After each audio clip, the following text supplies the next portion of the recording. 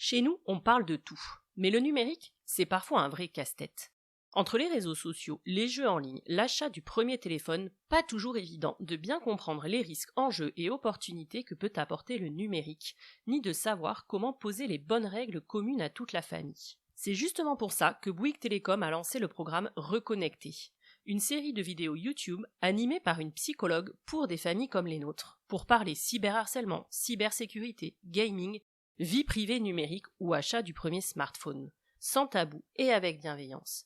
C'est ludique, super utile et ça permet d'ouvrir facilement le dialogue à la maison avec tous les enfants de la famille. Parce qu'on se sent parfois dépassé et qu'on a tous besoin de repères pour accompagner nos enfants dans le monde numérique. Alors si vous êtes parents, rendez-vous sur la chaîne YouTube de Bouygues Télécom pour découvrir le programme Reconnecter et vous saisir de conseils concrets et adaptés pour que le sujet du numérique ne soit plus un sujet d'embrouille à la maison. Allez, maintenant, place à l'épisode. This episode is brought to you by State Farm. Knowing you could be saving money for the things you really want is a great feeling. Talk to a State Farm agent today to learn how you can choose to bundle and save with the Personal Price Plan. Like a good neighbor, State Farm is there. Prices are based on rating plans that vary by state. Coverage options are selected by the customer. Availability, amount of discounts and savings, and eligibility vary by state. Member Week is here at Lowe's. Don't miss your chance to get up to 40% off hundreds of items like paint, outdoor and home essentials, and more. Shop our exclusive deals happening in-store and online now through May 14th. Not a rewards member? Join for free today and get ready to save more. Lowe's, we help, you save. Loyalty program subject to terms and conditions. Details at lowes.com/terms. Subject to change. Hey, psst, j'avais juste envie de te dire que si tu as envie de soutenir The Cool Step Family, tu peux mettre des étoiles et un avis sur Apple Podcast et Spotify. Tu peux aussi t'abonner au podcast sur ta plateforme d'écoute préférée et rejoindre la communauté des Cool Step Families en t'abonnant au compte Instagram du podcast. Je dis ça comme ça, juste si tu as envie. Allez, maintenant, place à l'épisode.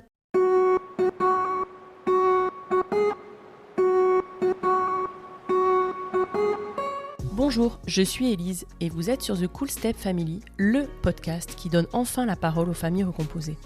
Aujourd'hui, en France, un enfant sur 10 vit en famille recomposée. Cela représente 1,5 million d'enfants et ce chiffre est en constante augmentation. Les familles recomposées sont donc une part entière et non négligeable de notre société. Pourtant, elles en sont globalement ignorées car bien trop peu ou mal représentées. Nous avons tous en tête les stéréotypes sur la famille recomposée, de Cendrillon, harcelé par sa terrible belle-mère et ses méchantes demi-sœurs, à Blanche-Neige, dont la belle-mère est une sorcière si jalouse de sa belle-fille qu'elle souhaite la tuer. Les beaux-pères, eux, sont bien souvent absents. En réalité, et je m'en suis particulièrement rendu compte au moment de mon propre divorce, il n'existe pas, ou peu, de représentation positive de la belle parentalité. Sur The Cool Step Family, vous entendrez des belles-mères, des beaux-pères, mais aussi des beaux enfants. Ils vous raconteront leur quotidien de famille recomposée, sans filtre et pour de vrai. Ils vous confieront leur histoire, vous transmettront leur expérience, vous raconteront leurs anecdotes et vous diront tout sur les défis, mais aussi sur la richesse que peut offrir la vie en famille recomposée. Parce qu'heureusement, dans la vraie vie, il est évidemment possible de s'épanouir dans sa nouvelle tribu et de réussir le challenge de la famille recomposée. Et en vérité, ça peut même être super cool. Alors, bienvenue dans l'univers exceptionnel des familles recomposées, bienvenue sur The Cool Step Family. Manon et Sofiane se rencontrent dans le cadre de leur travail. Manon a 22 ans, elle est en couple, sa vie semble toute tracée. Sofiane, lui, sort d'une relation et d'un divorce compliqué et surtout, il est père de 3 enfants. Mais pour Manon, au départ, c'est un non-sujet. Elle s'imagine simplement faire des crêpes le week-end et aller à Disneyland. Elle va au fur et à mesure de leur histoire découvrir qu'être belle-mère, c'est évidemment bien plus que ça, au point de créer un compte Instagram spécifique pour partager sur le sujet, le compte Demi-Famille. Aujourd'hui, Manon et Sofiane ont ajouté un petit Sacha à la grande fratrie. Et dans cet épisode, ils nous racontent tout de leur chouette histoire et nous expliquent comment ils fonctionnent pour apporter un maximum de fluidité à cette grande famille recomposée. Et oui, je dis bien ils, car dans cet épisode, ce n'est pas seulement Manon ou Sofiane qui nous racontent cette histoire, mais bien les deux. Et oui, vous découvrirez pour la première fois sur The Cool Step Family une interview croisée à 3 voix. Vous aurez ainsi le point de vue de la belle-mère, Manon, et celui du père, Sofiane. Et vous allez le voir, il y a bien en effet quelques différences de point de vue selon la situation de laquelle on se place.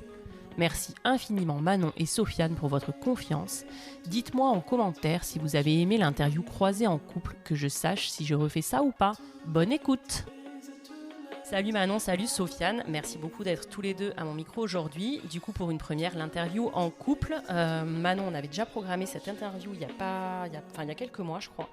Et puis, tu avais eu un rendez-vous sage-femme, donc là, c'est top parce qu'aujourd'hui, on a aussi Sofiane. Donc, pour commencer, est-ce que vous pouvez tous les deux me dire ce que vous faites dans la vie et de qui se compose votre famille, s'il vous plaît? Yes, alors, moi, je m'appelle Manon, je suis aide-soignante, j'ai 26 ans. Mon foyer se compose de Sofiane, mon mari, qui est aide-soignant aussi et qui a 33 ans, de sa grande fille qui a 12 ans, de sa moyenne qui a 10 ans, du petit dernier qui a 5 ans, et de notre fils Sacha qui a 5 mois. Ouais, trop cool, grande famille. Sofiane, est-ce que tu veux ajouter quelque chose? Non, moi c'est Sofiane, aide-soignant, et puis tout pareil du coup.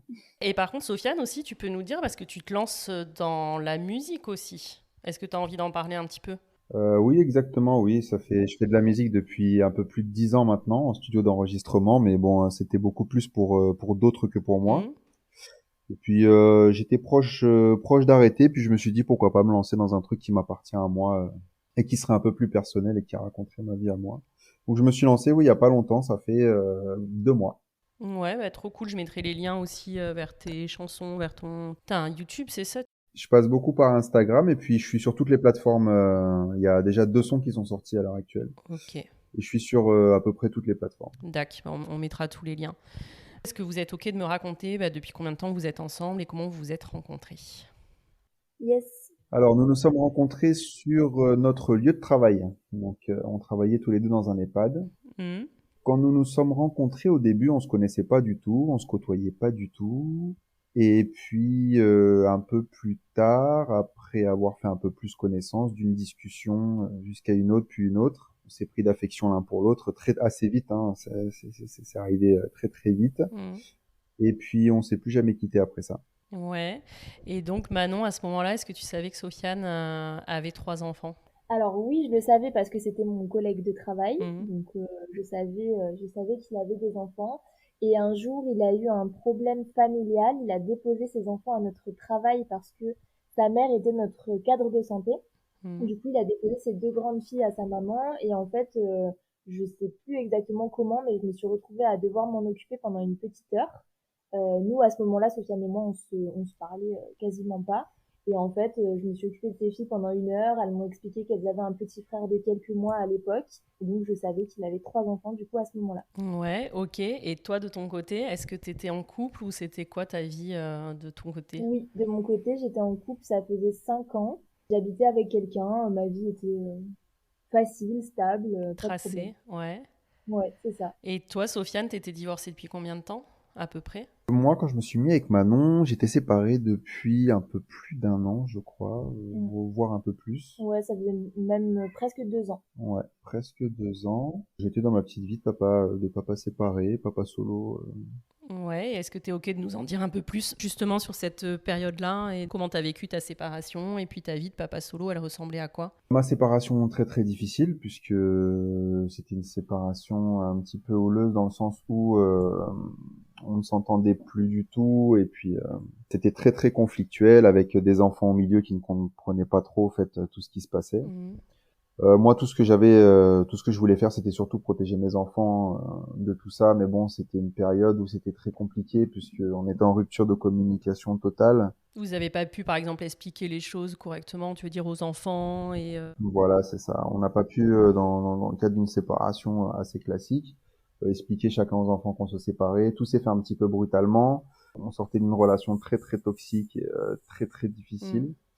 Donc rien n'allait concrètement, et puis suite à ça j'ai été donc privé de mes enfants pendant un petit moment que je ne voyais plus, donc j'étais pas forcément très très bien. Ouais. Ma vie de papa séparé était bien dans un sens où j'étais sorti de cette relation qui m'a beaucoup abîmé, mais d'un autre côté on voit plus ses enfants, il faut s'habituer un petit peu à cette absence qui est encore plus dure au final. On va dire que j'étais pas très très en forme pendant ma période de papa solo. Ouais, d'accord.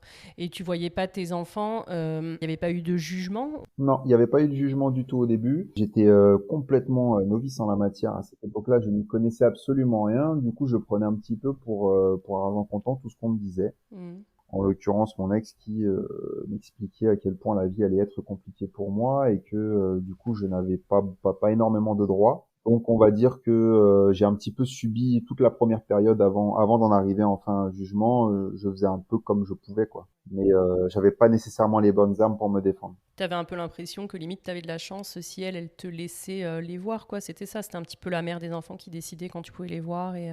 C'était un peu ça, sous couvert de chantage. C'était trouble, je savais jamais vraiment quand, de façon certaine, je pouvais les avoir. Et puis autant un jour comme ça, alors que c'était pas prévu, ils pouvaient débarquer n'importe quand pour des raisons qui l'arrangeaient. Donc c'était vraiment pas une période, c'était une période tout sauf stable quoi à ce niveau-là. C'était difficile, on va dire, de trouver mon rythme de père solo que j'ai jamais eu au fait au final. Hein. C'était un petit peu rythmé par les problèmes avec la maman. Ouais, d'accord. Et est-ce qu'à ce moment-là, des fois, tu penses à l'après et tu te dis qu'un jour tu referas ta vie ou c'est quelque chose que tu n'envisages pas du tout en te disant je suis papa solo, j'ai 3 enfants. Est-ce que tu t'imaginais un après ou pas du tout? Très sincèrement, non, je m'imaginais pas un après. Après tout ce que je venais de traverser, la dernière chose que j'avais envie, c'était de retomber dans les mêmes, voilà, dans le même circuit. J'avais un petit peu amalgamé la vie de couple à celle que j'avais vécue précédemment. J'avais pas du tout envie. J'étais très bien seul. Il fallait d'abord que je guérisse de mes blessures entre guillemets, et je savais que ça allait prendre un temps certain puisque c'était pas fini encore. J'étais encore en plein dans un conflit avec la maman. J'étais dans une bataille pour essayer de voir mes enfants. Donc ah non, pas du tout. Ouais, t'avais même pas envie en fait, quoi. T'étais pas dans... Ah non, non, j'avais pas envie du tout. Et toi, Manon, du coup, Sofiane entre dans ta vie avec ses 3 enfants et tu te dis quoi à ce moment-là? Tu penses quoi de sa situation familiale? C'est l'angoisse ou tu fonces dans le truc? Oh non, je me dis c'est génial, il a 3 enfants. Moi j'ai 22 ans à l'époque, donc je me rends absolument pas compte de tout Ouais. ce que ça implique. Je me dis, il a 3 enfants, c'est cool, on va faire des crêpes le dimanche, on ira à Disney, c'est cool quoi. Je vois vraiment aucun problème, ils m'appelleront Tata, ce sera super. Je vois pas de problème. Je me dis, je vais être copine avec son ex, ça va être génial quoi. Et du coup, tu penses que ça vient d'où cet optimisme? T'avais des belles-mères autour de toi ou des familles recomposées? Bah pas du tout justement. En fait, j'ai personne autour de moi qui est belle-mère, personne qui est en famille recomposée. Je me dis que c'est en fait les seuls enfants que je connais et que je côtoie, c'est mes neveux et mes nièces. Hmm. Donc je me dis que c'est la même chose en fait. Ça va être pareil. C'est pas mes enfants, mais c'est des enfants que je vais apprécier parce que c'est les enfants de la personne que j'aime. Donc ça va forcément bien se passer.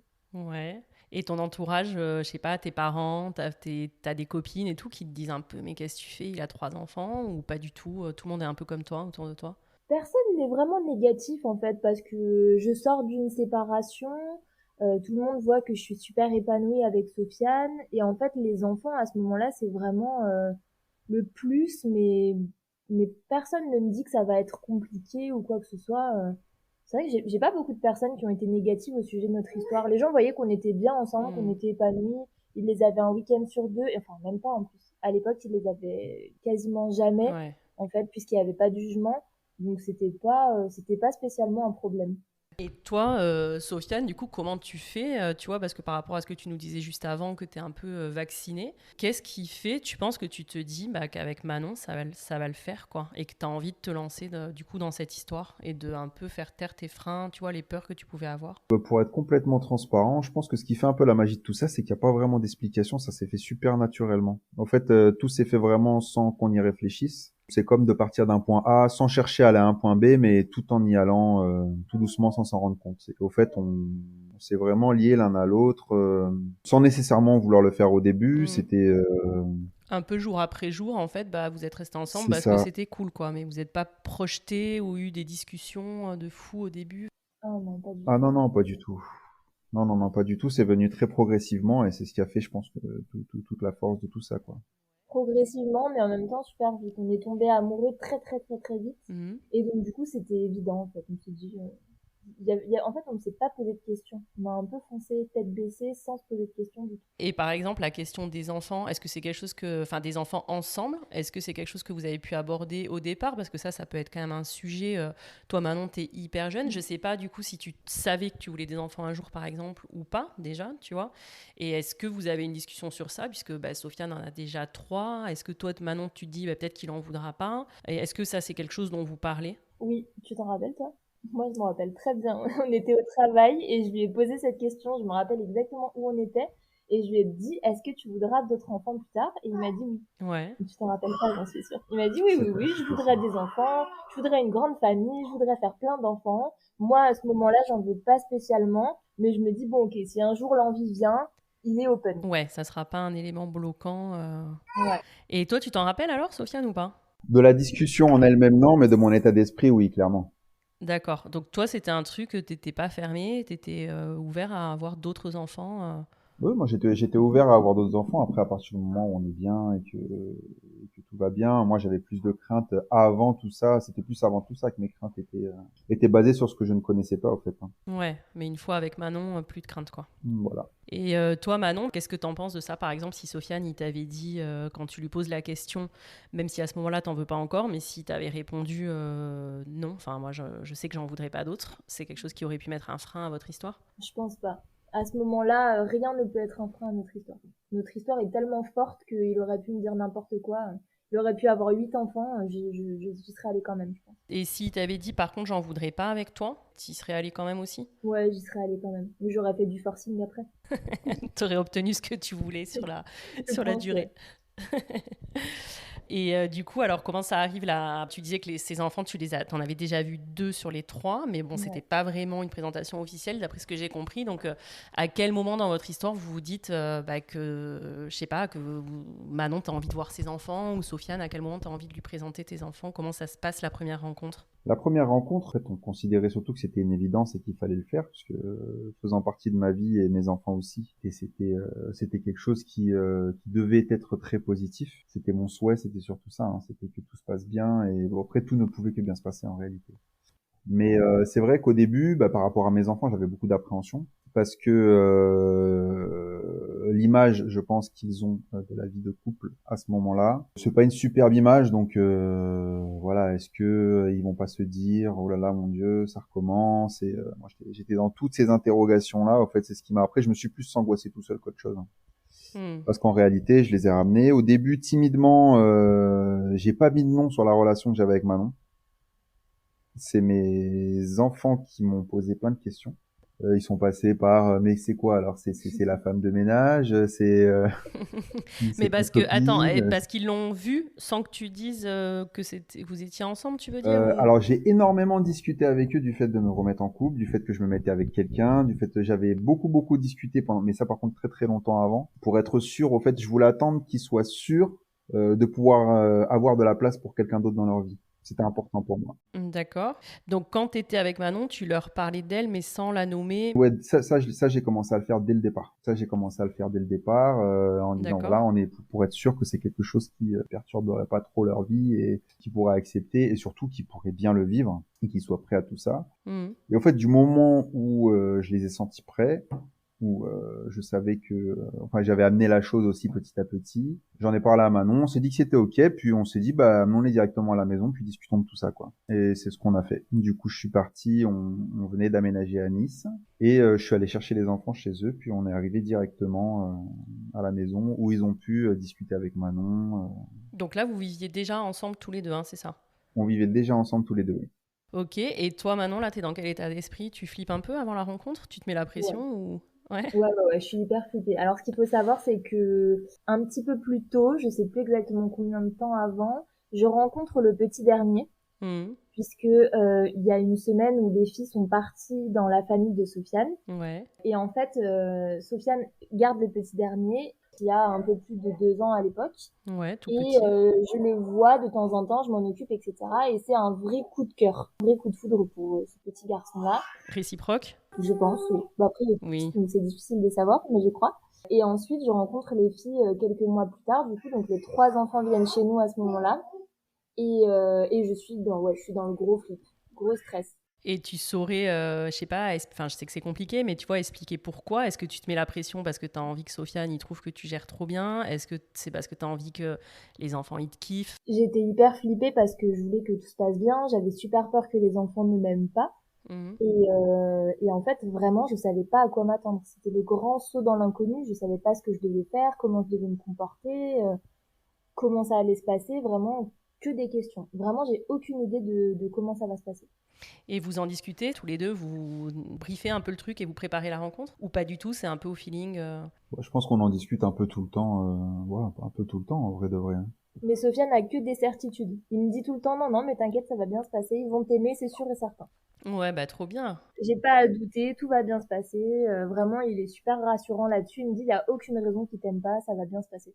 Oh, bah ça, c'est génial. Ça a dû bien te rassurer, toi, non? Ouais, oui, oui, c'était Ouais, rassurant. trop cool. Et alors, résultat, comment ça se passe cette première rencontre avec les trois? Alors, résultat, ils arrivent à la maison. On sait pas trop, on est tous un peu gênés, on sait pas trop comment gérer le truc. Je me rappelle qu'ils vont dans leur chambre que j'avais préparée. J'avais préparé tout l'après-midi leur chambre. J'avais mis des petites décorations, des petites lumières et tout, vraiment pour qu'ils aiment bien, qu'ils se sentent à l'aise à la maison. Et je me souviens qu'ils vont dans la chambre regarder un dessin animé. Je crois qu'ils avaient à manger à ce moment-là. Genre Sofiane avait dû leur prendre un McDo, un truc comme ça. Ouais. Ils sont partis manger dans la chambre et en fait ils font beaucoup d'allers-retours dans le salon. Ils posent des petites questions à papa, puis à chaque fois ils nous jettent un petit regard. Chacun leur tour, hop, ils font des allers-retours. Et à un moment donné, je me lève, je vais dans la chambre, je rentre et je dis c'est peut-être le moment qu'on fasse connaissance, non? Et en fait, je m'assois sur leur lit et je sais plus où était le petit dernier. Les deux filles viennent autour de moi et elles commencent à parler. On a parlé comme ça pendant je sais pas combien de temps, comme si on s'était toujours connus. Ah, trop cool. Donc encore une fois, le truc hyper fluide, quoi. Ouais, exactement. Franchement, c'était génial. Et est-ce qu'à ce moment-là, tu réalises que t'es belle-mère? À quel moment ça te tombe un peu dessus, ce truc de belle-mère, quoi? Les enfants, des fois, me disent t'es notre belle-mère et à chaque fois, je leur réponds non. Je suis juste Manon. Ouais. Je veux pas qu'on me dise que je suis belle-mère, je suis trop jeune pour être belle-mère, je suis juste Manon et c'est tout. Et c'est quand j'ai créé mon compte Instagram que j'ai commencé à dire que j'étais une belle-mère. Mais c'est venu même quelques mois plus tard, quoi. Ouais, et qu'est-ce que t'en penses de ce terme belle-mère, toi? C'est pas beau, ça me plaît pas. C'est pas joli du tout, ouais, non, je suis pas fan. Mais bon, maintenant, je l'ai intégré, je sais que je suis une belle-mère et je suis ok avec ça. Et toi, Sofiane, qu'est-ce que t'en penses de cette première rencontre quand tu vois Manon comme ça qui discute avec tes trois enfants, où ça a l'air de super bien se passer, le truc est fluide et tout, tu te dis quoi? Pour moi, c'était un petit peu la finalité de tout ce que je voulais qu'il arrive auparavant. Ça faisait plusieurs mois qu'on préparait un petit peu la chose et je pense qu'ils étaient prêts. Je savais que Manon aussi. Et après, en ce sens, je voyais pas les choses se passer autrement de toute façon. Donc, j'étais sûr que ça se passerait bien. J'étais certain, donc ça m'a rassuré, ça m'a beaucoup rassuré parce que il y avait quand même il y avait de stress, c'est normal. Mais j'avais la certitude que ça se passerait bien, je le savais.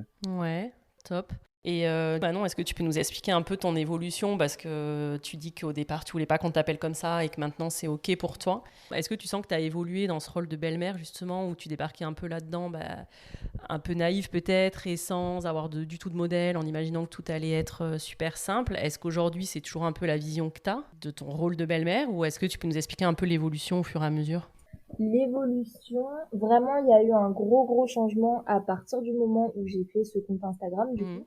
Parce que pour moi, comme je te l'ai dit, j'ai aucun modèle de famille recomposée, j'ai pas de belle-mère autour de moi. Et les réseaux sociaux m'apprennent que je ne suis pas toute seule, mais surtout que tout ce que je vis, tout le monde, toutes les autres belles-mères le vivent en fait. On vit toute la même chose, les mêmes situations, les mêmes questionnements, tout pareil. Et à ce moment-là, ça me soulage d'abord. Ensuite, j'apprends beaucoup de choses et j'apprends surtout à accepter mon rôle, à prendre ma place. On a beaucoup de discussions avec Sofiane à ce sujet-là, où je lui fais part de mes ressentis, etc. Et il me comprend et il m'accompagne beaucoup. Il m'accompagne beaucoup à ce moment-là, mais ouais, l'évolution s'est faite un peu naturellement, mais ça a pris du temps. C'est vrai que quand je regarde où on en était il y a un an en arrière et quand je regarde maintenant, on a tellement évolué, mais à force de discussion en fait. On a beaucoup communiqué à ce sujet et du coup, les choses se sont faites vraiment toutes seules. Ouais, j'ai l'impression que vous communiquez beaucoup. Oui, ouais, je pense que si tu communiques pas déjà de base dans un couple, ça ne fonctionne pas. Mais alors en famille recomposée, c'est double peine, quoi. Il faut encore plus communiquer, encore plus parler de ses ressentis, que chacun écoute et comprenne l'autre, même si c'est pas toujours facile, parce qu'on est dans deux sphères complètement opposées et complètement différentes, avec chacun nos problématiques, et on est obligé d'essayer de comprendre un peu l'autre pour l'aider, sinon c'est trop compliqué. Ouais, tu veux dire que vous êtes dans deux sphères différentes, parce que Sofiane, bah, lui, il a son rôle de père, toi, t'es belle-mère, et chacun a des ressentis différents sur les situations. C'est ça, ouais. Lui, il a ses problèmes, moi j'ai mes problèmes. En fait, par exemple, je te dis une bêtise, quand la mère des enfants décide de changer de planning à la dernière minute, lui, ça l'embête, moi, ça m'embête, mais pas pour les mêmes raisons. Et en fait, au début, je suis quelqu'un qui est pas contente, qui va me mettre en colère parce que, oh là là, c'est trop compliqué, etc. Et finalement, Sofiane arrive à m'expliquer que c'est plus compliqué pour lui que pour moi et que je dois être là pour lui plutôt que de lui ramener des problèmes sans arrêt en lui disant que c'est chiant, quoi. Ouais. Que la vie de famille recomposée, c'est chiant. En fait, c'est encore plus chiant pour lui. Et moi, ça m'impacte forcément moins que lui, ou en tout cas différemment. Ouais. Et toi, tu dirais que tu mets du temps à entendre ça, parce que c'est vrai que c'est pas forcément évident, quoi. Tu vois, tu pourrais rester fermé et te dire, bah attends, non, c'est tout aussi compliqué pour moi. Oh oui, ouais, je mets beaucoup de temps à comprendre ça, ouais. Et tu dirais que ton compte, du coup, Insta, bah, d'ailleurs, je crois qu'on n'a pas dit, qui s'appelle Demi-Famille, pareil, je mettrai les liens.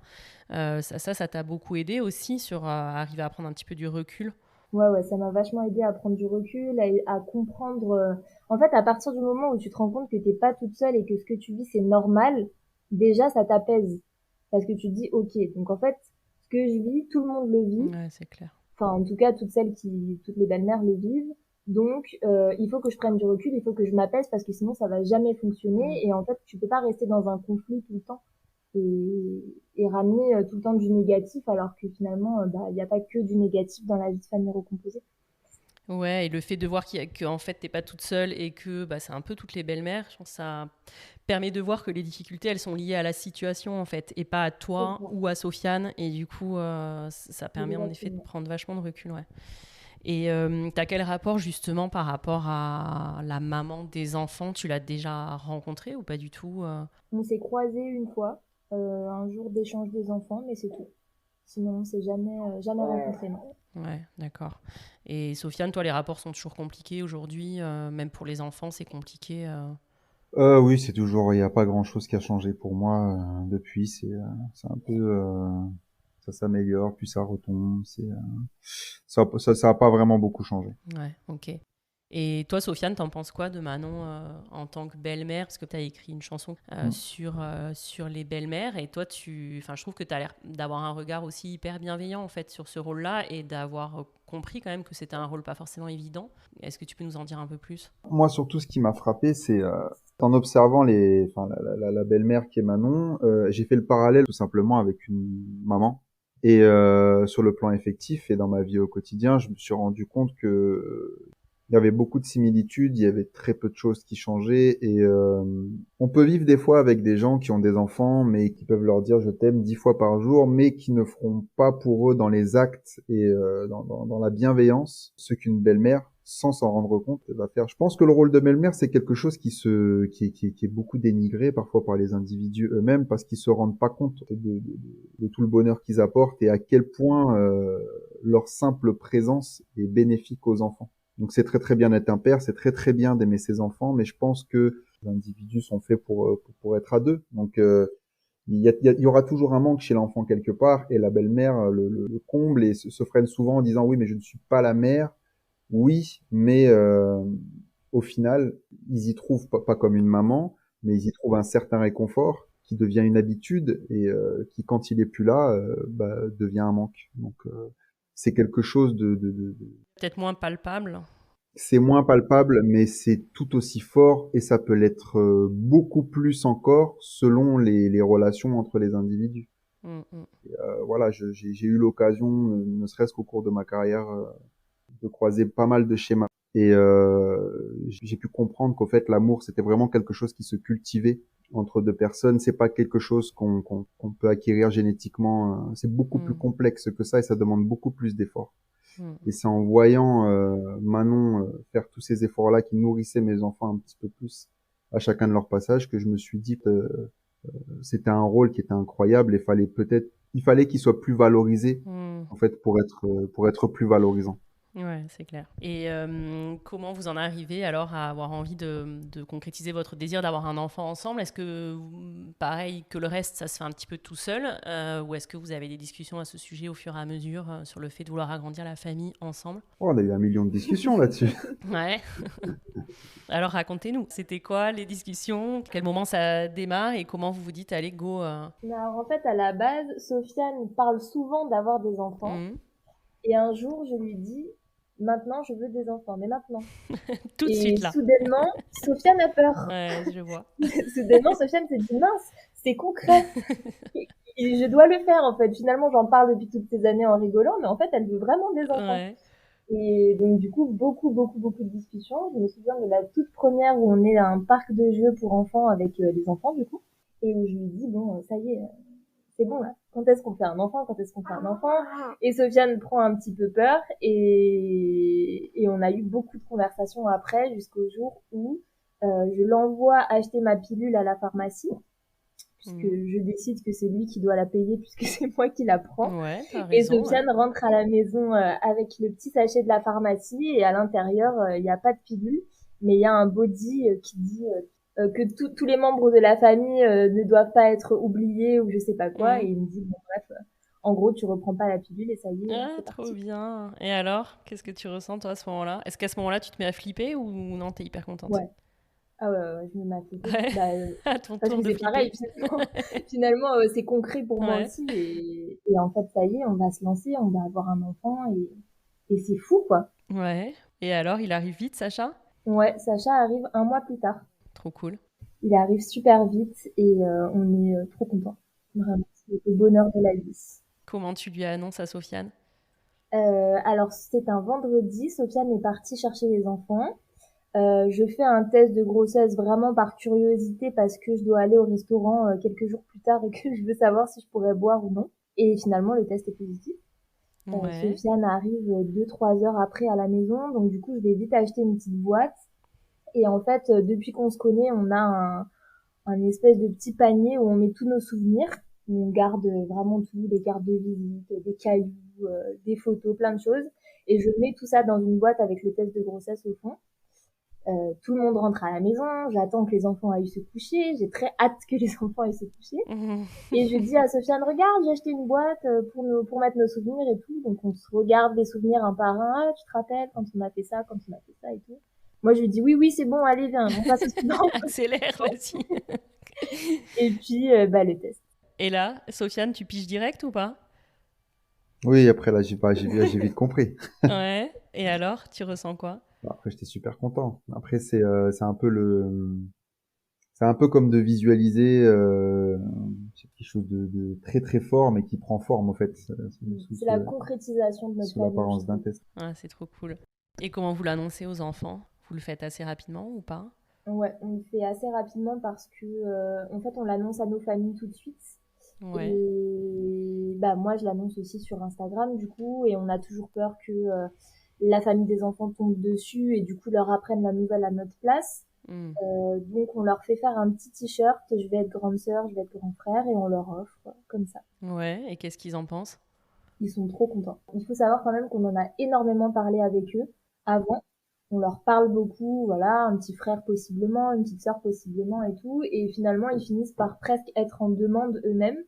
Et je me rappelle quelques semaines avant qu'on leur annonce, je suis sur le canapé, ils sont pas du tout au courant. La grande vient, pose sa tête sur mon ventre et me dit alors comment il va mon petit frère? Alors qu'on leur a rien dit quoi. Et vraiment, ils attendent avec impatience. Ouais. La nouvelle est très bien prise. Ah, mais ça, c'est génial. Ça a dû vachement vous soulager. Peut-être surtout toi, Sofiane, je sais pas, mais comme t'as l'air d'être hyper à l'écoute. Enfin, d'ailleurs, toi aussi, Manon, mais tu vois, inquiet un peu sur ce que tes enfants auraient pu penser au départ de cette nouvelle relation et tout. Enfin, j'imagine que ça vous soulage vachement de voir que ça se passe super bien, cette annonce-là, quoi. Oh, c'était très très rassurant. Après, Ouais. ça a été à force mais vraiment de nombreuses et nombreuses discussions de des heures et des heures parfois sur la route à ce sujet. Encore une fois, je savais qu'ils allaient, je savais que c'était quelque chose qui allait les rendre heureux et Ouais, que du positif. et c'était quelque chose qu'on a travaillé longtemps en avance, mais effectivement, à la fin quand je sens que vraiment que c'est quelque chose qui vraiment leur ferait plaisir et pas pour me faire plaisir à moi ou pour nous faire plaisir à nous. Donc, je sais que c'est quelque chose qui, dans leur vie, leur apporterait un peu plus de bonheur. Moi, c'est vrai que c'est un gros soulagement. Et Manon, à ce moment-là, du coup, tu te connais en tant que belle-mère et comment tu te projettes dans ce rôle de mère? Est-ce que tu te dis qu'il va y avoir des différences? Enfin, ça t'interroge, tu vois, la différence belle-mère-mère? Très très difficile pour moi de me projeter en tant que maman. Encore à l'heure actuelle, j'ai beaucoup de mal parce que je me suis beaucoup identifiée en tant que belle-mère et c'est très difficile pour moi de passer d'un rôle à l'autre. Mais par contre, la seule certitude que j'ai à ce moment-là, c'est que je ne veux aucune différence entre Sacha et les enfants. Ça, c'est sûr et certain. Je ne veux pas de différence. Je veux qu'ils aient le même amour, la même éducation, les mêmes règles, tout pareil. Aucune différence parce que Sacha est sorti de mon ventre. Pour moi, ça change rien et ça veut pas dire que je l'aime plus que les autres ou plus fort que les autres. Je veux pas de ça dans la maison. Et ça, c'est ce que tu te dis à l'époque. Et est-ce que maintenant que Sacha est là, pour toi, ça se vérifie ou en fait, c'est quand même un petit peu plus compliqué que ça entre ce que tu t'étais dit en théorie et la pratique? Alors, les différences se font parce qu'ils n'ont pas le même âge.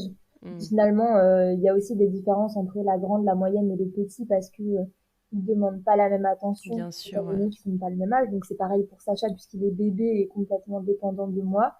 Et par contre, je mets un point d'honneur à ce que quand ils sont à la maison, personne ne ressente que Sacha est mon enfant et pas eux. Voilà, si je suis avec les enfants et que Sacha pleure, bah Sacha peut attendre 5 minutes parce que je suis avec les enfants. Et si je suis avec Sacha et que les enfants devant moi, ils peuvent attendre 5 minutes aussi. Enfin, c'est vraiment, je les mets sur le même pied d'égalité. Je pense que l'amour est forcément un petit peu différent parce que bah, Sacha, c'est Sacha, il sort de moi. Mais c'est pas j'essaye, en fait, je les aime au même degré quand ils sont à la maison. Je veux qu'ils reçoivent tous le même amour. Ils ont tous le même bisou avant d'aller dormir, ils ont tous le même je t'aime avant d'aller dormir, tout pareil. Et comment ça se passe ta grossesse? Parce que il me semble que ça s'est super bien passé, que tu as une vision plutôt positive. Donc, est-ce que tu veux nous en dire un peu plus? Et Sofiane aussi, peut-être après nous expliquer, parce que ça, je sais que c'est une question que se posent beaucoup de belles-mères qui ont été belles-mères avant d'être mères. C'est de se dire comment mon chéri va vivre ma grossesse, sachant qu'il en a déjà vécu. Donc, est-ce que tous les deux, vous pouvez un peu nous parler de ça? Au sujet de la grossesse, contrairement à ce qu'on pourrait penser, on a l'impression que c'est quelque chose qu'on a déjà vécu, qu'on connaît, avec lequel on est à l'aise et qui nous réserve pas de surprise. Puis avec l'expérience, on se rend compte que c'est vraiment une situation singulière parce que c'est avec quelqu'un de différent dans un contexte cool. Déjà, ça change énormément de choses. Le contexte, l'amour qu'on porte à l'autre, tout, la situation, que ce soit géographique, les proches, il y a rien qui correspond. Nous, on a eu beaucoup de chance parce que tout s'est super bien passé, vraiment. On a rencontré que très peu de difficultés, on a pu faire à peu près tout ce qu'on voulait parce que tout allait bien et que la base était solide, quoi. Donc forcément, ça change tout. Et donc à ce moment-là, en tant que père, même si c'est le 4e enfant, on redécouvre absolument tout parce qu'on n'a pas du tout l'habitude de vivre les choses comme ça, même de manière générale. Ouais, mais je trouve ça génial que tu dises ça parce que je sais que c'est une inquiétude de beaucoup de femmes qui sont belles-mères avant d'être mères. Donc je trouve hyper cool d'avoir ton point de vue d'homme et de papa et en fait de dire que même si c'est une 4e grossesse, un 4e accouchement, pour toi, c'est complètement différent. Il faut absolument tout reprogrammer. On n'a pas l'habitude pas l'habitude de vivre les choses comme ça, pas l'habitude de réagir comme ça, pas l'habitude de tout se passe foncièrement différemment. Les personnes sont différentes, ça peut se passer moins bien avant que c'est aujourd'hui et pour moi ça a été le cas. Donc forcément, j'ai pu apprécier des moments que j'ai passés sous silence précédemment par exemple, ou redécouvert le fait de s'occuper d'un enfant sereinement, de s'en occuper tout court. Vraiment c'est vraiment de la redécouverte. C'est vraiment sincère, hein, j'ai vraiment eu l'impression de ne rien savoir et de tout apprendre. Et c'est encore le cas aujourd'hui d'ailleurs. Ok. Et toi, Manon, c'est une question que tu as pu te poser, de te dire, voilà, moi c'est mon premier, mais lui c'est son 4e, et ça pouvait te déranger, tu vois, quelque part, ou pas du tout? Oui, c'était super dur à vivre. Et souvent, je lui disais, mais de toute façon, tu l'as déjà vécu, mais de toute façon, ça, tu le sais déjà, etc. Et en fait, c'est lui qui me disait, mais non, j'ai jamais vécu ça de cette façon. En fait, puis je me rendais compte aussi qu'il se rappelait pas forcément. Ouais. Et puis on faisait les échographies et je voyais dans son regard que c'était différent. Je voyais quand on parlait de notre enfant que c'était différent et que c'était quelque chose de totalement nouveau pour lui, qui vivait pas du tout enfin en fait j'en sais rien s'il le vivait pas du tout de la même façon que les autres, mais en tout cas il le vivait. J'avais vraiment l'impression d'avoir un premier enfant avec quelqu'un, quoi. Ouais, Il a jamais fait aucune comparaison. Il m'a jamais parlé de son passé, de ses 3 autres accouchements. Jamais, jamais, jamais. Il m'a fait ressentir en fait que c'était le 4e enfant et que c'était un truc banal qu'il avait déjà vécu avant. Ouais, tu l'as jamais senti un peu blasé? Non, jamais, vraiment. Au contraire. Ouais, ok.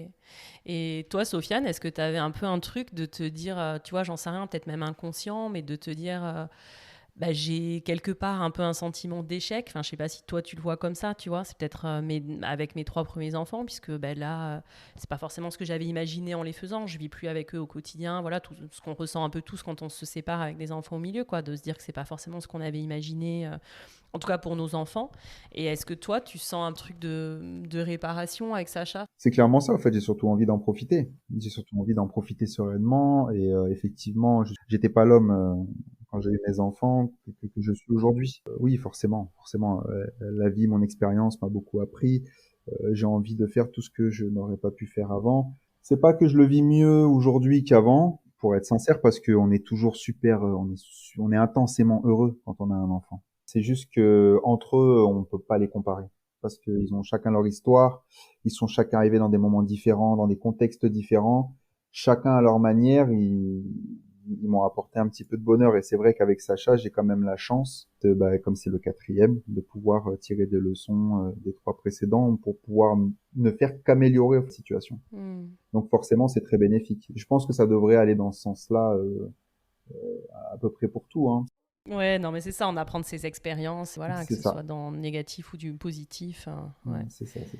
Et comment ça se passe alors le retour de Sacha à la maison et quand est-ce que vous le présentez aux 3 aînés? On présente Sacha aux enfants 1 semaine pile après sa naissance. Ouais, donc assez tôt. Oui. Ils viennent passer le week-end à la maison 1 semaine après. Et je les attends sur le canapé avec Sacha qui prend son biberon et ils sont trop contents de découvrir leur petit frère. Aucune différence, ils disent jamais demi-frère, ça se voit qu'ils s'aiment fort, quoi. Ouais, tout le monde dit frère et sœur, il n'y a pas de sujet sur... Ouais. Non. Comme on m'a dit récemment, on n'aime pas à moitié. Puis c'est des frères et sœurs. Oui, c'est des frères et sœurs de toute façon. Ils ont le même sang, ils ont le même papa, donc pas de différence. Ok. Et avant qu'ils arrivent à la maison, vous êtes un peu en stress tous les deux ou pas du tout pour le moment de la présentation de leur réaction, enfin, où vous êtes sûr que ça va bien se passer Ouais. Oui, franchement, c'était sûr, hein. C'était sûr. On en avait énormément discuté. Tout, c'était vraiment la suite logique des événements. Tout était déjà. Il était super attendu, en fait. Les enfants avaient hâte de le rencontrer, donc vraiment, on se pose pas de questions. Ouais, ok, trop cool. Et après, dans le concret, alors, est-ce que toi, Manon, tu peux... In golf, precision is everything, on and off the course. PGA of America chose advanced 5G solutions from T-Mobile for Business for smooth operations and seamless transactions. Together, we enhance ticketing and concessions for better fan experiences from gate to green. This is pro-level efficiency. This is PGA of America with T-Mobile for Business. Take your business further at T-Mobile.com/now. Home means something different to everyone. But with Rocket Mortgage, home can mean even more. It can mean a college education, taming your high-interest debt, even a renovation. We've made it easier than ever to use your home equity. That home you worked so hard for, now it can work hard for you. Call 800-4ROCKET or visit rocket.com to find out more. Rocket Mortgage, LLC, licensed in all 50 states. NMLSconsumeraccess.org, number 3030. Sentir des différences dans le comportement de Sofiane entre Sacha et ses 3 enfants, enfin, et ses 3 plus grands enfants, ou pas du tout? Non. Après, comme on disait... McCrispy strips are now at McDonald's. I hope you're ready for the most dippable chicken in McDonald's history. Dip it in all the sauces. Dip it in that hot sauce in your bag. Dip it in your McFlurry. Your dip is your business. McCrispy strips at McDonald's. Make your next move with American Express Business Platinum. Enjoy complimentary access to the American Express Global Lounge Collection. And with a welcome offer of 150,000 points after you spend $20,000 on purchases on the card within your first 3 months of membership, your business can soar to new heights. Terms apply. Learn more at americanexpress.com/business-platinum. Amex Business Platinum. Built for business by American Express. C'est compliqué aussi comme question parce qu'en effet, ils ont des âges différents. Donc même dans une fratrie classique, tu as forcément des différences, quoi. Mais tu vois, encore une fois, c'est un peu dans le but soit de rassurer les gens qui nous écoutent ou de toute façon de dire la vérité. Mais comme c'est des questions qu'on peut se poser quand il y a une recomposition, voilà, est-ce que toi, tu peux voir des différences ? Est-ce que tu avais appréhendé qu'il y en ait ou pas du tout ? Et est-ce que au final, de toute façon, il n'y en a pas ? Non, j'ai jamais appréhendé qu'il y en ait parce que je sais, au moment où on décide d'avoir Sacha, j'ai la certitude que Sofiane est un bon papa. Je sais que c'est un bon papa et je sais qu'il sera un papa peut-être encore meilleur avec Sacha puisque comme il l'a dit, il a appris de ses erreurs et puis que c'est le 4e enfant, etc. Donc je sais que ça va bien se passer. Je sais qu'il les aime tous les 4 pareil et voilà, encore une fois c'est un bébé donc forcément il demande plus d'attention, mais c'est pour ça qu'on essaye de se relayer un max aussi tous les deux quand les enfants sont là pour que chacun ait suffisamment d'attention et d'amour. Et comment toi tu le vois, Sofiane ? Parce que du coup maintenant elle nous dit bien qu'elle veut faire aucune différence entre les 4 enfants, puisque pour le coup, ça rejoint ce que tu disais Manon au départ, c'est que vous avez une place différente, puisque toi Sofiane, c'était 4 enfants, Manon il y en a 3 qui sont pas les siens. Est-ce que toi tu dirais que vraiment elle fait pas de différence, encore une fois, même s'il y a la différence des âges, mais parce que sans être langue de bois, il y a forcément quand même des moments, peut-être Manon, où les enfants de Sofiane peuvent, je sais pas, t'agacer ou pas du tout, Oui, alors il y a des moments où les enfants de Sofiane m'agacent, mais il y a aussi des moments où Sacha m'agace. Ouais, voilà. C'est ça que j'essaye beaucoup de transmettre, c'est que oui, bien sûr, je me plains de mes beaux enfants, mais enfin, je me plains aussi de Sofiane. Et je me plains aussi de Sacha, et en fait, tout le monde m'agace au même niveau. Alors certes, quand c'est les enfants de Sofiane, c'est différent parce que c'est pas les miens.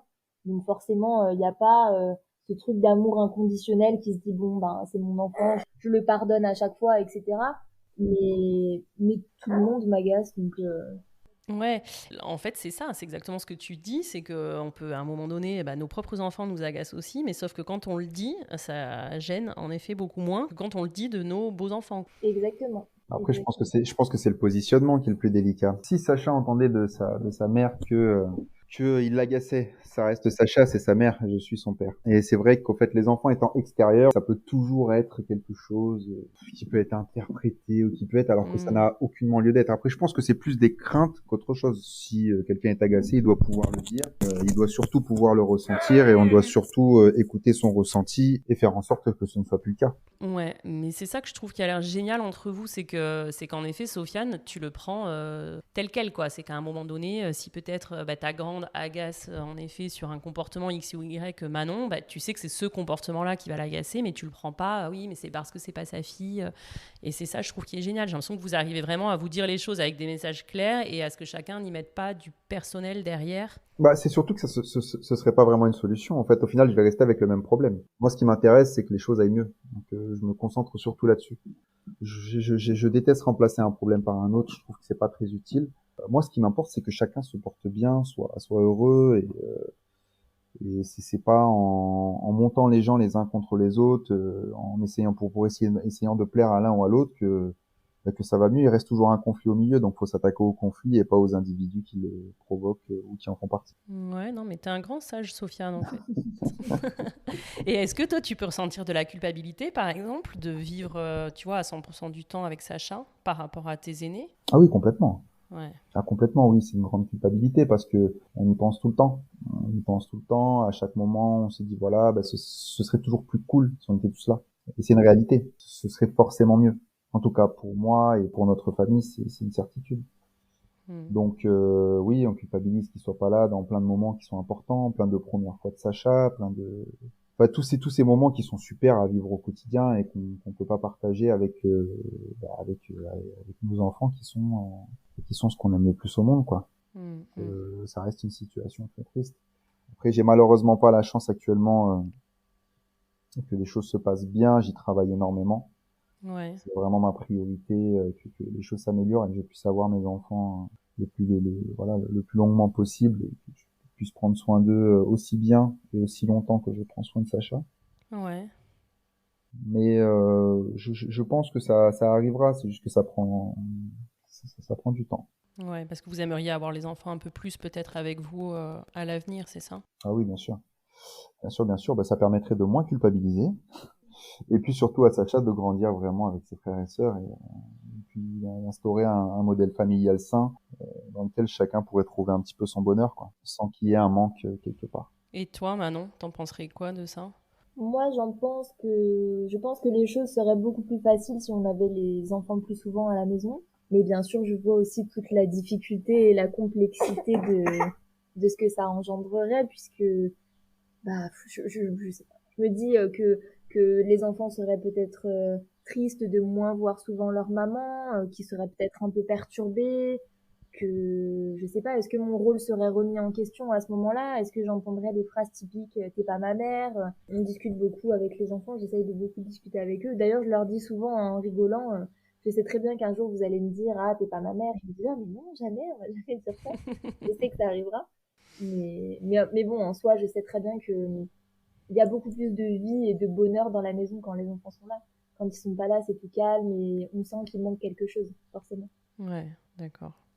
Et au niveau de vos familles, par exemple, comment ta famille, Manon, à toi, avait accueilli Sofiane et les 3 enfants de Sofiane? Ils les ont super bien accueillis. Ils ont adoré Sofiane. Vraiment, ils en font que des louanges tout le temps. Ouais. Ils ont très bien accueilli les enfants aussi. Je me rappelle de Noël cette année où la grande a demandé à ma maman s'ils allaient avoir des cadeaux. Et ma maman a dit bah oui, vous êtes comme nos petits-enfants, donc vous aurez des cadeaux comme nos petits-enfants.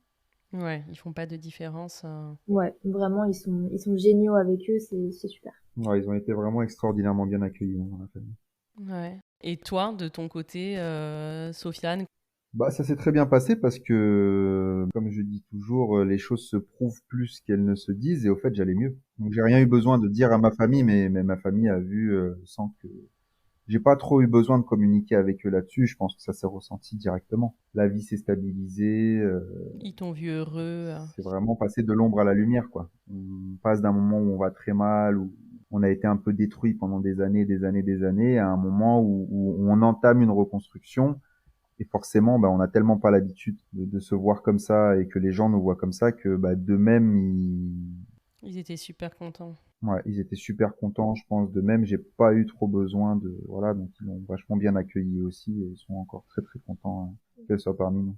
Et autre sujet que j'aborde aussi souvent dans le podcast, le sujet financier, parce que je trouve que c'est un sujet hyper intéressant qui peut être compliqué des fois dans les couples, dans les familles, mais encore plus quand on est une famille recomposée.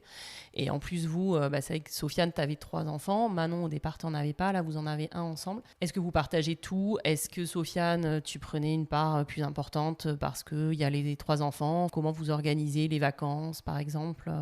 Bah, en vrai, on partage tout. On aurait pu faire autrement. La question s'est jamais posée. Mais la question, ouais, c'est jamais posé parce qu'on est une famille, donc mes dépenses, c'est les dépenses de Manon et les dépenses de Manon, c'est un peu mes dépenses. Même si on séparait les comptes et comme on a des comptes dissociés, par exemple, si quelqu'un a moins d'argent que l'autre paye. Enfin, c'est quand l'autre peut plus, l'autre va le faire. Donc en fait, au final, ça revient à la même chose. C'est notre argent, donc ce serait s'apporter des problèmes qui n'en sont pas, puisque de toute façon, on va dépenser l'argent qu'on rentre tous les deux l'un pour l'autre. Donc on part en vacances, on paye moitié. Et même, je sais pas, on va au resto tous les 6. Si c'est moi qui dois payer, je paye, ça me pose pas de soucis. Je vais jamais lui dire non mais c'est tes enfants, c'est toi qui payes, quoi. Vraiment. Et ça te vient même pas à l'esprit, jamais? Non, honnêtement non. Pour te dire, je paye même la moitié du péage de quand il fait les allers-retours pour aller les chercher. Parce que je me dis qu'en fait ça le soulage dans un sens et que de toute façon l'argent qu'il aura plus, c'est de l'argent que je vais devoir combler à un moment donné. En fait, si je paye pas cette moitié du péage, je sais pas, je vais peut-être payer les courses à un autre moment. Enfin, en fait, c'est pareil, vraiment. D'accord. Et est-ce qu'il y a des sujets qui peuvent être compliqués, par exemple sur l'éducation, où vous n'êtes pas en phase ou pas? Parce que là, tout a l'air de hyper bien rouler. Vous semblez hyper en phase sur tout. Donc, comme après, on va m'accuser de ne montrer que le positif, est-ce qu'il y a des trucs un peu plus compliqués liés à la recomposition ou pas du tout? Vraiment, tout est hyper fluide. Non. Bien sûr, il y a des complications. Je pense que le sujet number one, c'est l'éducation, forcément. Parce que moi, j'avais une idée très précise et très carrée de l'éducation que je voulais donner à des enfants. Et Sofiane l'éducation des enfants via Sofiane était complètement opposée à ça. Donc, ça a été très difficile, ça nous a demandé beaucoup de discussions. Aujourd'hui encore, on n'est pas du tout au clair sur tous les sujets. Hein. Je pense que ce sera toujours un peu comme ça. Hein. Ouais, et je pense qu'on aura toujours des différences, même par rapport à Sacha. Mais non, on a souvent des gros désaccords au niveau de l'éducation. Ce qu'on fait, c'est qu'on attend que la journée passe quand les enfants sont là. Et en général, quand ils vont se coucher, on fait un gros débrief de la journée. Voilà, je vais dire à ce moment-là, ce que t'as fait, ça me convient pas. Lui va dire à ce moment-là, ce que t'as fait, ça me convient pas. Et on trouve des solutions. Ou pas, d'ailleurs. On essaye. Après, c'est ce qui fait que les choses évoluent. Si on avait la même conception, ce serait tellement ennuyant. Et puis, on n'évoluerait pas, en fait. Surtout ça qui me ferait peur, c'est qu'on se complairait dans quelque chose qu'on connaît, mais on n'irait jamais voir là où on ne sait pas, et on se remet jamais en question, truc. Alors que moi, bon, j'apprécie quand même vachement de me remettre en question sur plein de trucs, parce que c'est ce qui m'a fait, moi, c'est ce qui me fait avancer. Et tout, ouais. Et c'est un petit peu comme ça pour tout. Et si j'avais pas Manon avec sa conception qui est complètement opposée à la mienne pour plein de choses, je serais pas, encore une fois, j'aurais pas acquis toute la science que j'ai sur l'éducation aujourd'hui. Et je pense que pour Manon, c'est pareil. Oui. Donc pareil, jamais tu vas prendre personnellement si elle te dit là ça j'ai pas apprécié quand t'as fait ça, mais toi tu te dis tiens, j'ai peut-être en effet réfléchir à faire autrement ou pas, comme vous dites d'ailleurs, et chacun reste c'est concret, elle l'a vraiment pas apprécié, c'est une réalité, je suis obligé de composer avec, je peux pas faire comme si ça n'existait pas. Donc à partir de là, de toute façon, il va falloir qu'on ait une discussion et que les choses s'améliorent. C'est pas quelque chose de négligeable, sinon on peut pas avancer. Je veux dire, et puis rester avec un truc qui va revenir sans arrêt, ça n'a aucune utilité, si ce n'est créer encore plus de problèmes. Et le but, c'est quand même que tout se passe bien, encore une fois. Donc. Mais des fois, ça prend du temps. Des fois, ça prend du temps parce que le problème, notre problème à nous, c'est que moi, j'ai tellement d'idées préconçues et une éducation tellement précise dans ma tête que du coup, je voudrais que tout soit parfait du jour au lendemain. Je voudrais tout reprendre et imposer toutes mes règles entre guillemets, alors que en fait c'est juste pas faisable. Donc du coup ça prend du temps, petit à petit on ajuste, on réajuste. C'est un long travail constant. Les règles, ça s'apprend, mais avant, en fait ça se comprend. Donc c'est important que les enfants comprennent avant d'apprendre et de faire bêtement en fait. Il faut amener une chose après l'autre et expliquant pourquoi. Et en fait c'est ça qui prend du temps.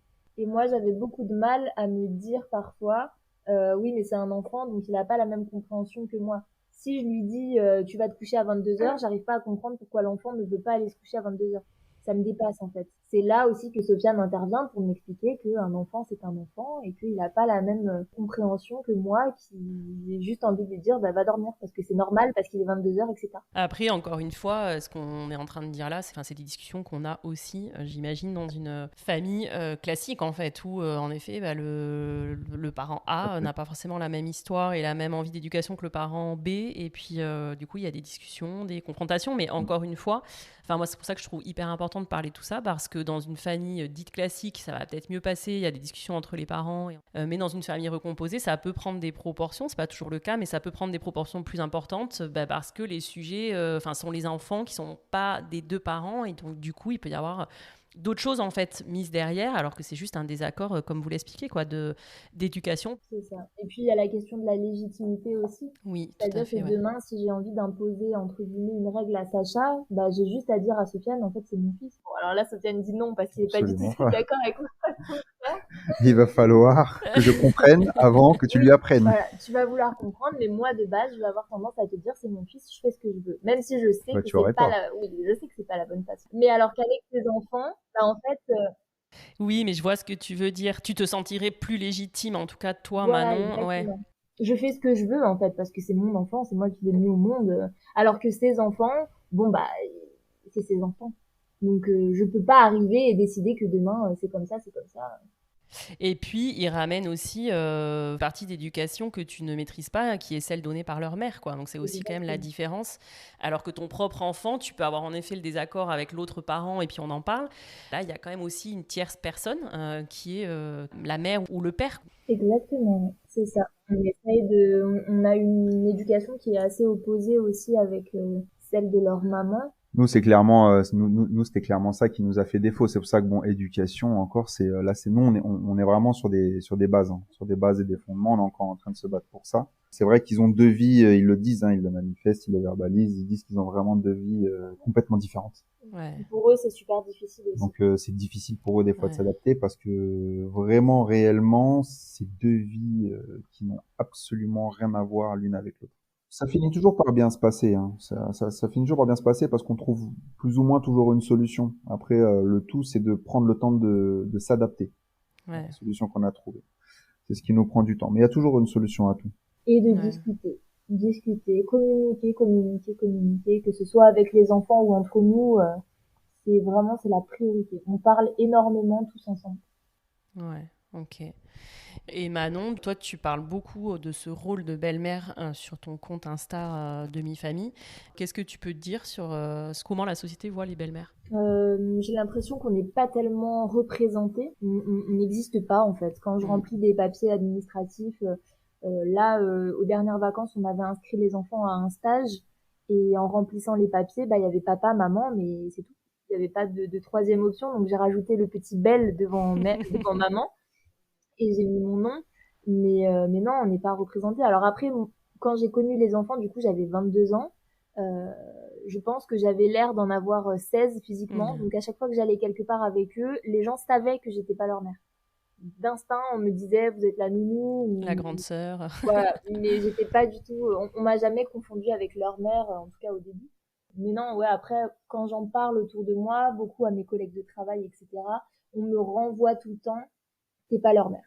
Oui, mais t'es pas leur mère. On me disait beaucoup, tu verras quand tu auras des enfants, ce sera différent, tu les aimeras pas pareil, il faut pas que tu t'investisses trop parce que c'est pas tes enfants, ne l'oublie jamais. Si jamais tu te sépares du papa, ils vont t'oublier, ils t'aimeront jamais comme leur mère. Enfin, en fait, c'est beaucoup de négatif, quoi. Les gens sont pas très soutenants parce que je pense que c'est un rôle qu'ils connaissent pas aussi. Et qui est super mal perçu, en fait. Exactement, ouais. En fait, on se dit, c'est une dame qui vient là, les pauvres enfants. En fait, c'est beaucoup les pauvres enfants, pauvre papa, pauvre maman. Mais finalement, personne ne s'intéresse à ce que pense la belle-mère et personne ne constate que c'est un rôle qui est super difficile. Et en fait, nous, on est au milieu de tout. On doit composer avec tout le monde et c'est hyper dur pour nous. Et en effet, pour l'instant, il y a eu plutôt que des discours négatifs autour de la belle-mère, que ce soit dans les contes, les films. Et le point de vue, par contre, de la belle-mère est jamais tellement étudié, ouais. Exactement. Mais en fait, on a aussi les mamans qui se disent tiens, la belle-mère, elle va vouloir prendre ma place, elle fait comme si elle était la deuxième maman. Mais en fait, pas du tout. En fait, à aucun moment, la belle-mère ne veut prendre la place de la maman. Mais c'est pas du tout notre but. Quand on s'occupe d'un enfant, quand on lui lit une histoire le soir ou qu'on lui prépare ses vêtements le matin, c'est pas du tout dans notre tête en se disant tiens, je vais être sa deuxième maman. C'est juste parce qu'en fait, on aime l'enfant, qu'on a envie de faire en sorte qu'il se sente bien, qu'ils soient à l'aise à la maison, qu'ils se disent pas je veux pas aller chez papa parce qu'il y a cette dame là que je connais pas, qu'on m'a imposée dans ma vie. On essaye de faire en sorte que tout se passe bien avec tout le monde. Et en plus, on a la pression de se dire il faut que le papa se dise waouh, c'est génial, c'est une super belle-mère. Il faut que les enfants se disent waouh, c'est génial, je l'aime bien, elle est cool. La belle famille aussi, il faut qu'ils aient une belle vision de nous parce que les petits-enfants, ils sont très attachés à leurs petits-enfants. Donc, la personne qui rentre dans leur vie, il faut qu'elle se comporte bien. Donc, il faut qu'on fasse nos preuves, en fait, auprès de tout le monde. Et c'est beaucoup de pression. Ouais, c'est super que tu dises tout ça. Et pour terminer, est-ce que vous diriez aujourd'hui que vous vous considérez comme une famille à part entière ? On est, oui, une famille à part entière. On est une famille de 6. Bon, il y a aussi la famille de 3, forcément, puisque officiellement, on est une famille de 3 et de 6. Moi, j'aurais plutôt dit famille de 6. Mais parce que pour toi, c'est normal, parce que pour toi, c'est tous tes enfants. Alors que, en fait, moi, en tant que belle-mère, j'ai toujours ce truc de me dire, effectivement, si demain, non pas je me sépare de Sofiane, sinon il va me regarder avec les gros yeux, mais on va dire s'il lui arrive quelque chose, encore pire, c'est clair. Est-ce que les enfants vont toujours me parler ? Est-ce qu'ils vont m'appeler ? Est-ce qu'ils vont toujours venir me voir ? Je sais pas, en fait. Mais oui. Moi, c'est l'incertitude. Je sais pas si un jour on va m'oublier. Ouais, non, mais t'as raison, ça fait complètement partie de l'ingratitude de la place de beaux-parents. Et tu vois, c'est marrant parce que là, de vous avoir tous les deux, on voit que pour Sofiane, j'ai l'impression en tout cas qu'il n'y a pas de sujet. Pour lui, vous êtes une famille de 6, c'est tellement évident. Mais en effet, du point de vue du beau-parent, s'il y a une séparation ou qu'il arrive quelque chose aux parents, le beau-parent, c'est possible en effet que Manon, demain, tu vois, elle voit plus tes 3 aînés, quoi. C'est ça. Mais du coup, c'est marrant de voir que Sofiane, pour lui, c'est une évidence et qu'il n'y a pas de sujet. Mais je vois ce que tu veux dire dans le fait que pour toi, il y a un peu comme... Oui, parce que pour lui, finalement, c'est tous les 4 ses enfants. Alors que, en fait, moi, quand on me demande, j'ai qu'un enfant. Même si les 3 autres, je les aime très, très fort, ça reste pas mes enfants. Ouais. Et on me le martèle tellement tout le temps, on me le rappelle tellement tout le temps que c'est pas mes enfants, que je suis obligée de le prendre en compte. Et oui, moi j'ai qu'un enfant, donc forcément j'ai ma famille à 3 et j'ai ma famille à 6. Ouais, je vois. Après, je pense que c'est beaucoup parce qu'on te le martèle et beaucoup parce que c'est l'image qui est renvoyée de ce type de situation familiale. Parce qu'en soi, moi, je vois plutôt les choses de la façon où, dans la vie en général, avec un autre, au fait, on est ce qu'on lui a donné et ce qu'on a partagé avec lui. Il y a des parents qui ont des enfants qui ne leur parlent plus. Après la séparation, il y a l'amour, ça reste de l'amour, et quelque part, même si on t'interdisait de leur voir, il y a peut-être un jour dans leur vie où... Je pense que quand on a partagé quelque chose de fort avec quelqu'un, on l'oublie jamais vraiment. Et c'est en ça que je modélise la famille. La famille, pour moi, c'est plus ça que des liens familiaux ou avec n'importe qui. Il y a des gens que je considère plus de ma famille que des gens qui en font partie génétiquement. Oui, pour toi, ce qui est plus important, c'est ce qui est fait et les liens que le sang. Exactement. Mais parce que toi, tu as des certitudes. Mais moi, je reste avec l'incertitude. Je saurais jamais vraiment comment les enfants m'aiment. Je saurais jamais à quel point... Enfin, si, je le saurais, mais plus tard, quoi. Dans 30 ans. Mais à l'heure actuelle, je reste avec des incertitudes et je me dis qu'à tout moment, les enfants peuvent décider de ne plus me parler pour X ou Y raison. Ils peuvent ne plus m'aimer du jour au lendemain parce que j'en sais rien, je les ai punis, j'ai crié trop fort ce jour-là. Ils peuvent décider de ne plus m'aimer quand ils veulent. C'est ça qui est horrible avec le rôle de belle-mère. C'est normal de douter, c'est normal c'est sain d'avoir des doutes là-dessus. Ce qui compte, c'est la réalité. Ce qui compte, c'est ce qu'on vit, ce qu'on traverse et la façon dont on traverse. C'est le seul truc qui compte. Après, on a tous des craintes et tous des doutes vis-à-vis de cette situation. Oui, mais liés aussi à nos positions, en effet, différentes. Ils sont liés à nos positions, bien sûr. Ouais.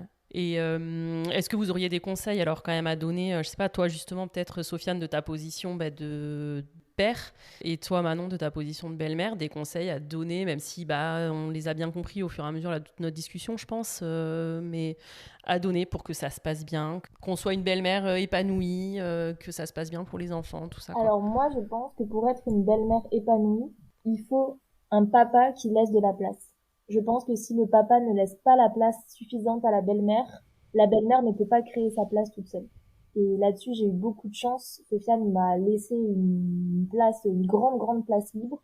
Mais je pense que ça ne dépend pas que de la belle-mère parce que les belles-mères sont pleines de bonnes intentions, mais on leur donne pas nécessairement tous les moyens dont elles ont besoin pour être épanouies. Et c'est pour ça que moi, mon conseil numéro 1 de toute la vie, c'est vraiment la communication.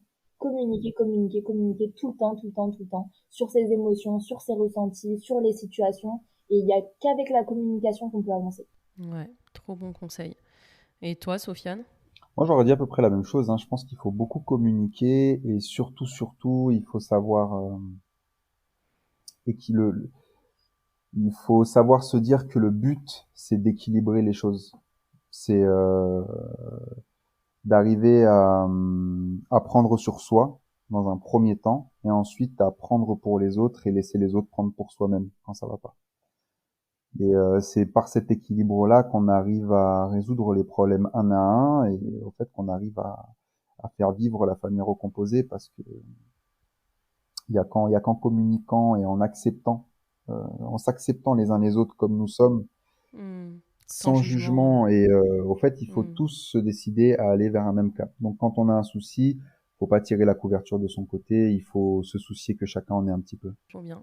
Est-ce que vous avez envie de rajouter des choses l'un et l'autre, peut-être qu'on n'aurait pas dit et que vous aviez envie de dire aujourd'hui ? Non, pour moi c'était très bien. Ouais, génial. On s'arrête sur ces bons petits conseils. Ouais, pour nous c'est ok. C'était super, c'était de très bonnes questions. Trop cool. Merci beaucoup à tous les deux, Sofiane et Manon. C'était hyper chouette de faire l'interview croisée comme ça. Merci à toi. Un super grand merci. Sacha a été trop sage en plus. C'est vrai qu'il est super sage. Il a donné son avis, mais aussi à des moments. Ouais, c'est ça, il a participé. Donc, merci beaucoup Manon, merci beaucoup Sofiane. Merci beaucoup. À toi. À bientôt, bye bye. Bye bye.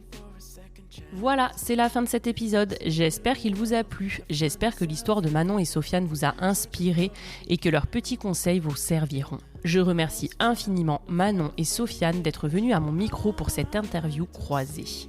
N'hésitez pas à faire circuler cet épisode autour de vous, à le liker, à le commenter, à vous abonner au podcast. On se retrouve lundi prochain pour un nouvel épisode. D'ici là, prenez soin de vous et let's go les Cool Step Families!